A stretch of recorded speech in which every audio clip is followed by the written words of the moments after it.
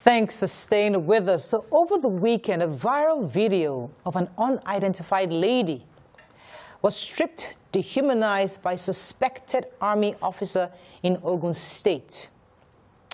We keep hearing this type of stories on a daily basis, and the situation seems to keep getting worse, despite the just concluded nationwide #EndSARS protests.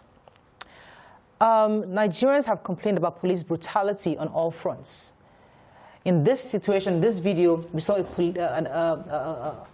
young woman being dehumanized. Different reasons have been given for this, but we're not sure which it is. But our conversation today is hinged on why must our security operatives be seen in these situations? What has been put in place to avert this? Because we thought the police and the army are working on ensuring that their officers are reorientated going forward, especially as a fallout of the protests that happened.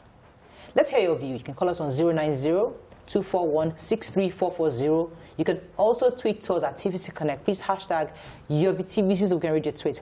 And our objective is that do you think the protests, the agitations are really getting through? Are we getting through? The IGP might get it, the COAS might get it, Chief of Army Staff might get it, but is it trickling down to the people? Are people getting the fact that, listen, these are citizens that you're meant to protect? I think, do you feel, how else can they approach this, do you think? So I think that the power that has been given to the army and the military over civilians all through the time where we had military interregnum consistently over a long time, over and over again, has become like a norm to them. There's this feeling of power, and power intoxicates. Power must be checked, and it must be checked in a way that during training, we must bring up our military to understand that their responsibility is to protect, and at no point should they fight or beat the citizens. But the opposite is what we've seen for years. Growing up, I live in Mile 2, just around there's a barracks around you. If you walk around that place anyhow, you get slapped, you get beaten. There's no reason. You are not allowed to hang around. And that has been the norm in our environment. So before we can get to trickle down, it will take a lot more than Twitter protest, or it will take the government sitting up and giving court-martial decisively to many people and publicly declaring that this is not acceptable anymore. And so there are many things we have issues with. One, from every standpoint, for no reason should any citizen be treated in such a way by the military. None. No reason, no justification. Even if the person is a confirmed criminal or a thief, does not justify them being beaten, especially being a woman. Like, why would you do that to a woman? But somebody will say that there are lots of unruly citizens. There are a lot of people, I mean, we don't know what happened. I mean, as I said, there are different reports here. But people will say that there are people who actually go to try to be, they sometimes aggravate the situation by taunting some of these army guys. I can agree with taunting police. But army, the average Nigerian is scared of the army people. Like, the army have our respect most of the time. Like, people look at them and we respect ourselves around them. So for me, we've given them so much respect, and I don't want a case of we'll do the court-martial inside. I want it. Can we have a public like an obvious public hearing? Yes, public hearing of what this one that happened, because thankfully there's a video that shows what happened. Okay, Mariah, we're all Nigerians, so we're not going to discuss this, you know, like some theory. So, and a few of us have been victims or have seen people, and it's usually for even the flimsiest of reasons that the police would stop you and harass you and assault you. There have been stories of people of the way they dress. They think you've dressed a certain way. I have been approached once, a long time ago, as a young girl, and I was told, hey, you, where are you going? What are you wearing? But I don't know what happened. He changed his mind and he left. But I have heard stories of young ladies who were almost stripped naked because the military person or the police officer just thought you did not look decent enough to be walking the street. Naked. Then there are people who will tell you that young men are walking with, and you know, they will have their afro and they'll call them and take scissors to their head. And just as you said, Chakwe, it's just really that idea of we have power over you. I have a gun, I have power, and I can tell you how to live your life. If I say you should jump, you jump. It does not matter. You have no rights where I stand. And it has to do with training. It has to do, and it has to start from the top. You have to show that. See, when someone gets into trouble with a top military person, you send your boys to go and pick them up. Your boys understand that the next time too they have something, they send the next level of boys to go and drag someone. Enough to just tell the junior officers, this is not what you do, and then you, Oga, sitting in the office, when you feel upset by a certain situation, you send these junior officers to go harass people. That was where I was going to go, because I know that also leaders do this. They send police to you to harass. But in this video, as I said, we're not even the harassment of the dehumanize. There's one thing to harass. There's another one to dehumanize. When somebody is stripped and you violated in public. Now, that in itself shouldn't be a totally different crime in itself, because that in itself is something that, I mean, this is enough to get public outcry and get people back on the streets. And I think that's what Nigerians, especially our leaders, must begin to understand. You are still on eggshells. They are treading on eggshells. They must really take things easy across board, and they must make sure that every strata of every level in these parastatals understand what's at stake, because Nigerians are already threatening to go back to the streets. So your question was earlier that are they getting it? Like, are the people understanding that, like, we can't continue like this? And the truth is that they don't. That's the thing. When you talk to people, when you talk to a few people that are in the social media space, they get it. But even when you talk to the older people in their 50s, they wonder, what is this about? Why are people protesting? What's happening? They should dress well now. They should cut off the dreads now. Why are they carrying? Why do they have tattoos on? Why is a man having dreadlock? What's a boy doing with a smartphone that is that big? Why are they carrying? So they don't truly understand. So we play lip service to this idea of what's the word? Human rights. We play lip service to what human right means. And then a lady is wearing a short dress, and you say, who could be naked, and you tear off her dress? And that is seen as a normal thing, like you're disciplining that child or disciplining that girl. That we should deal with it. Let me take this call from Lawrence. Lawrence, are you there? Lawrence, you're live. Go ahead, please. Good morning, Moran. Morning, sir. I blame the military man that commit that atrocity, but I know nowadays the way girls are wearing their dress is not tolerable. So we need to elect more girls that they should change their dress.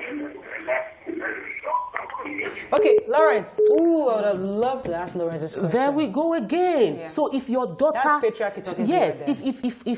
There's sometimes that we wear dresses and you're in the house, you don't know that it's transparent, and then you get to the office and realize that, oh, I can see what you're wearing under. So on your en route to the office, somebody sees you and say, your dress is transparent. You could be naked and tears your dress, and society will say, what was she wearing? What is your child? So so that's why I said, we're paying lip service to this idea of human rights. So for me, we know that there's an investigation ongoing. So as I said, we don't even know for a fact, even because of because that's what social media is saying, because of what she's wearing. But we don't know that for a fact. So we're waiting for them to let us know what happened, what caused this dehumanization. Although there's no reason for it, but let's get to the root cause. But that's what people are thinking, that it's probably because of what she was wearing. Yeah, but Maria, we can talk about it generally. We're Nigerians, as I said earlier, and we have seen these things happen. For various reasons. You were saying something about where's the outcry, why are people not coming out? A few times women have come out to complain about things like that, but there's a way that Nigeria society looks at issues that concern women, and also what they would say like a category of women. I know that there was a time where some women had talked about how the police would stop them, arrest them, and sometimes if they didn't have money to give, they would be raped. I think, it was a story. It was major. NGOs took videos, there was conversations concerning it. And what usually happens is that they will say they're prostitutes. And once you tell Nigerian, oh, she was a prostitute, well, whatever happens to her, she deserved it. How dare her stand on the road and wait for somebody to come and pay for her services. And because of that, she loses all her rights. What is important, and I do hope, and I don't think it's hard to tell a uniformed person who goes through series of trainings that this is not the way to treat someone you may think is indecently dressed. I've shared this experience before. I've had one of these experiences. It wasn't an army. It was, I think, Navy, I believe. Okay. And I think I've shared this once on the show. We're all going on the line in traffic. He wanted to get in, and he tried. I mean, he was practically unruly. He just pushed everybody away, and he forced us to stop and just broke the entire line. I can't remember exactly what happened. Anyway, I came down, wanted to be the bold Nigerian citizen. And I got down to him and I said, sorry, what you did was very, very wrong. I approached him. I was still very, very, very naive. He came down, he was shocked as a woman. He came to talk to me. Yeah. First of all, he told me to kneel down. I didn't answer him. Now called his boys. They forced me to kneel down. I knelt down. And then I saw all the wahala. I had to start begging. They said I must apologize. How did I go and ask? And I had to, I mean, this was many years ago. But it was on going down to Muson Center from the express for trying to get into that exit, going to the ramp. Was that? But he stopped. There was traffic. He forced. He caused a delay, congestion, just because he wanted me to apologize. I didn't know why I had to apologize, but before they pushed me down. Even right now, if you knew that we had a gun, you would apologize. I hadn't seen the gun. They didn't have guns, though. But by the time they gathered around me, of course, and pushed me and forced me that I must apologize for even asking or confronting him. Was until that happened. So thank you for relaying that experience, because that's part of the power thing that we're talking about, where an official, a military person, police, powerful people can't stay in traffic. Uniformed people, they can't stay in traffic. If they are caught in traffic, they would go above and beyond. They will get their order to clear the road. They will stop you, like they will stop you from moving. And then go by the side until they go ahead of you. And that is allowed, Murayo. It happened during the military reign. But right now in civilian time, we still have people that have uniforms feeling like they can't stay in traffic. They must be allowed to pass through traffic regardless of whatever is going on or what caused the traffic in the first place. Good morning, are you there? Thanks for calling. It must be holistic. Hello? Bisola? Morning. Thanks for calling, you're live. Okay, this issue is very, very rampant in that area. I actually school there, and I know we go through every day. I try as much as possible to make sure I'm keeping before going out. There was a day I was harassed because I didn't give a soldier my number. So it is very, very rampant. I don't know if there is a group that oversees whatever they do. I don't just understand, but it's something that happens every day. And so whenever we are going for our classes, to make sure, okay, what you are putting on is very explosive. In fact, I try as much as possible to work like an indecent. So that they can see that, okay, this one is not even fine. She doesn't even have anything. So I can walk past them. It's very, very rampant. I don't know what has to be done. Maybe there should be an agency overseeing whatever they are doing. Because just like another man's land in that place, like they take laws into their hands. Wow. So thank you very much, normal for thing around that side. It is not new to anyone. You know, she's talking about if they have someone that oversees. The thing is that it's a general mindset. The person who is meant to oversee what you're doing also has that mindset. I know of people who have said, you know, sometimes a male police officer would arrest them for things like indecent dressing or something, the way they look. And when they get to the police station, they would see a female police officer and try to appeal to her. And she even turns out to be worse than the man. Right. So it's just a general mindset that, you know, when it comes to uniform people, just keep your mouth shut. Let me go on a quick break. When we come back, we'll continue this conversation. Stay with us, we'll be right back.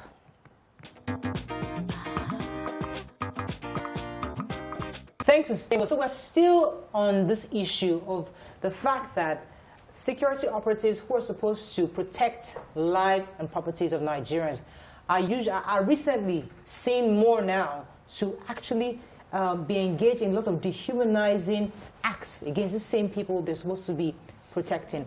And that's our focus this morning. Is it that the mentality of our citizens, the mentality of these security officials are still so difficult to change at this time? And I'd like us to take a few tweets on this matter. Toko, you have any tweets for us? Yes. Mayawa says, Mariah, please don't say this. There is nothing the lady would have done to warrant putting her naked. Let's be objective. Are there no other means for punishment? We must kindly stop this and stop talking down. Remember, that is why the hoodlums were indecent dressed. Daddy Matilda says, indecently dressed or not, no security operatives or individuals should harass anybody on how they dressed, so far as the person is an adult and aware. The same Ojuore has some street urchins who harass passers-by. Why aren't the military guys dealing with those? Someone else says, the citizens respect uniform personnel due to their dress and gun, but this doesn't permit them to assault people because it is if the citizens are allowed to carry guns, I don't think military will have the courage to assault them as they will also resist. Okay, I think I have a call. Good morning, are you there?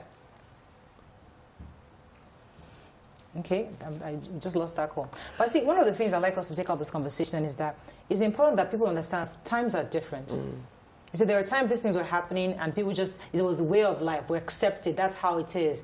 But more Nigerians are getting more enlightened, they understand their rights, they're saying they can go to the streets, they can protest, they can write to their leaders, they can demand and say we will not continue this injustice. And the leaders must understand that the information on how to treat citizens must trickle down to the most junior staff going forward, especially in states that we don't have that they don't have that population like Lagos State. Here in Lagos, you can say okay, it's hard to get the message around, but Ogun State, there's certain states that are smaller that information should actually get around. I remember former governor of Lagos State, Fashola, made a policy of no sirens, and he exemplified it. He joined the traffic.